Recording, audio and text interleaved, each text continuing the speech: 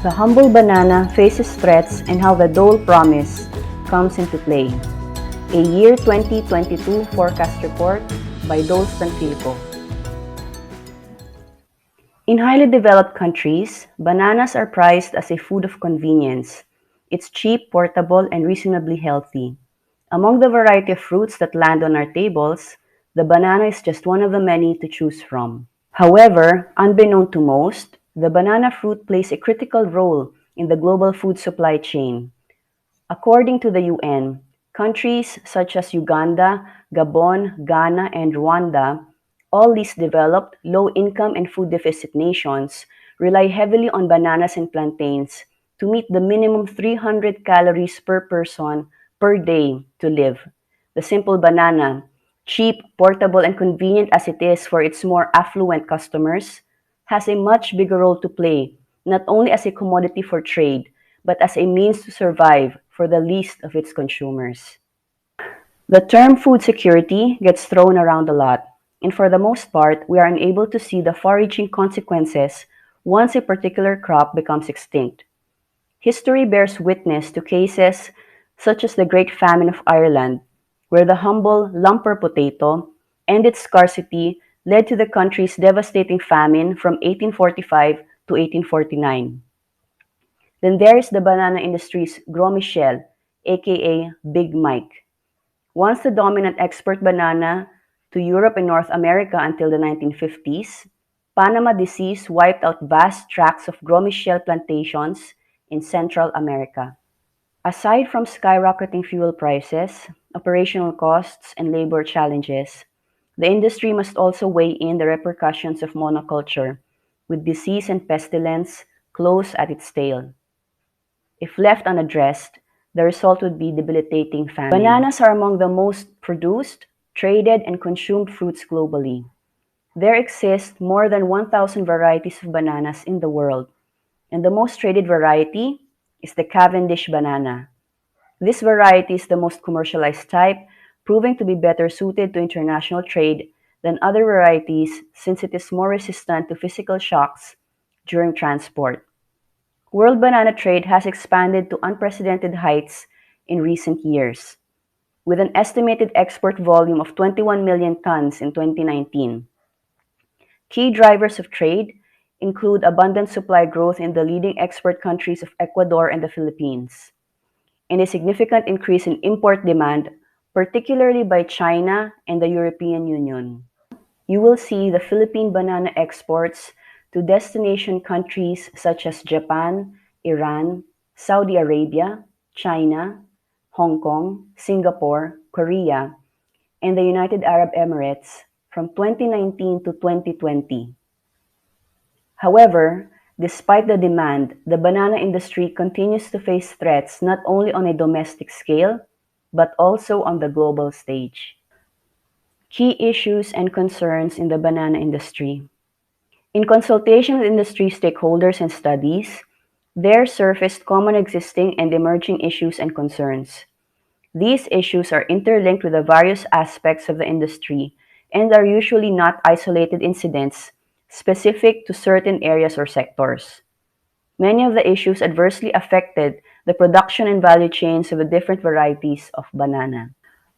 On a country level, the largest producing and exporting countries in 2017 were spread out across geographic regions, with Ecuador at 3 billion US dollars, Costa Rica at 1.5 billion US dollars, and the Philippines at 1 billion US dollars.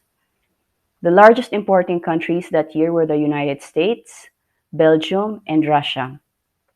While Asia is the largest banana producing region, Latin America and the Caribbean is the largest exporting region, responsible for approximately 80% of global exports. Despite these figures, the banana trade balance export-import has fluctuated significantly during the 2015-2018 period, registering oversupply in some years and shortage in others. This fluctuation is largely due to the seasonality in banana demand and climate-related production challenges such as severe floods, cooler temperatures, and mudslides. In a span of 10 years from 2010 to 2020, The Philippine banana industry continues to experience growing competition from Ecuador, China, and Peru. Though the country has a strong market foothold on Japan and New Zealand, Banana Statistical Compendium 2020 indicates that the Philippines is dropping significantly behind. Due to Typhoon Pablo, which damaged a large portion of the banana plantations in Mindanao, Philippine production dropped. While the Philippines was recovering, South American bananas were able to increase their market share in the Philippines' traditional markets in Asia and the Middle East. The Philippines needs to A, recover these markets, and B, expand to new markets to regain its position in the world market, which has dropped from being number 2 to number 6 in a matter of years. According to Philippine Banana Growers and Exporters Association Executive Director Stephen Antig, China will be the next biggest export due to its high population. Though there is a lot of competition mushrooming, Antig says, quote, "This is no longer a battle between companies, rather a competition between countries." End quote. Examples can be found in the countries of Vietnam, Laos, and Cambodia with their low production costs. Also, all three are closer to the Philippines' primary markets, Japan and Korea, which makes transportation faster. Antig adds that the Philippine banana industry is a sunshine industry and still the strongest one since we don't depend on the government for assistance. Quote, "This industry is a huge taxpayer with millions of dollars invested in CSR alone. We are the second biggest exporter after coconut." End quote. He also reiterates that there is a strong need to put up a research facility soon. He says, "Thanks to our Filipino scientists and meticulous bananeros, the edge we have as a banana producer lies in the quality of our products. However, sooner or later, unless we take care of our scientists and provide the infrastructure and facilities needed to make this happen, there may soon be a brain drain in the country." End quote. Number 2. Disease and pestilence threatens to wipe out an industry. Bananas have a claim to be the modern world's first globalized product and still holds the record of being the most exported fruit on the planet. Yet the trade that began some 130 years ago must adapt to the fragility of globalization, which includes the threat of a pandemic, pestilence, and disease. Pests and diseases are a normal occurrence in any crop, but more pronounced in a monocropping system where the spread and impact of the disease is faster. For bananas, Panama disease, sigatoka, and bunchy top are just some of the diseases that are hard to control and contain. Such pestilence causes lower production output with higher production costs since containing the infection requires stringent and costly sanitary and quarantine measures. The banana sector is also facing a race against time, as Panama disease-resistant varieties such as the Cavendish are now being threatened by the new tropical race 4 strain or TR4. Currently, farm workers are being issued protective clothing for themselves and disinfectant for their tools. The safety precautions are not only to guard against the coronavirus, but also to protect the valuable crop from TR4, which, similar to COVID 19, still has no cure and poses an existential threat to a $25 billion industry. Number 3. Other critical threats to the banana industry. Climate change.